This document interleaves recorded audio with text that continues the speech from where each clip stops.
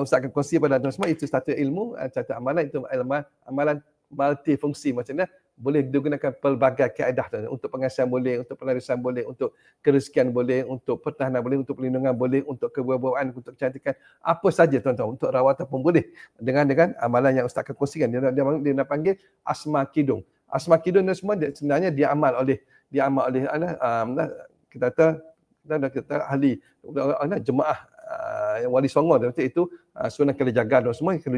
Sunan Kalijaga ni mengamalkan amalan ini yang mana digunakan oleh beliau sewaktu beliau sebarkan dakwah di tanah Jawa dan semua. Jadi Sunan Kalijaga ni kalau ke mana dia pergi, insya-Allah tuan semua akan terselamat. Dia dengan juga jemaah-jemaah yang dia bawa tu akan terselamat. Dan juga kalau tuan-tuan kenal siapa Sunan Kalijaga, tuan-tuan nampaklah orang yang hebat.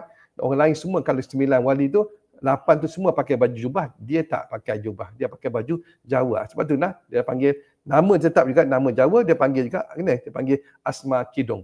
Asma kidung ni Tuan Kalijaga dia akan baca secara berlagu. Kidung itulah lagu, nyanyian. Nyanyian dia akan baca secara berlagu. Tetapi walaupun dalam keadaan berlagu dan semua, ianya memberi kesan, memberi impact kepada jiwa pengamalnya sendiri, bahkan orang yang pada sekeliling. Jadi amalan ni tuan semua, kalau tuan-tuan baca dia, insya-Allah tuan-tuan boleh gunakan untuk pengasihan, tuan-tuan boleh guna untuk pelarisan, untuk kerezekian, untuk pertahanan, untuk perlindungan, apa saja, untuk kewibawaan, untuk rawatan apa semua. Jadi Sunan Kalijaga ni dia panggil asma kidung ni, asma kidung kerana dia amalkan, dia ajak anak jemaah dia mengamal secara berlagu. Orang zaman dulu tuan-tuan dia tak ada dengan CD, tak ada dengan MP3, zaman dulu mana ada tu semua, tak ada kan. Jadi mereka gunakan keadaan lagu. Walaupun lagu, boleh kena keserokan alunan-alunan lagu tu, maka dia memberi kesan juga kepada diri jemaah-jemaah Sunan Kalijaga tu. Sebab tu tuan semua, kalau musuh-musuh nak serang, Sunan Kalijaga dan jemaah dah memang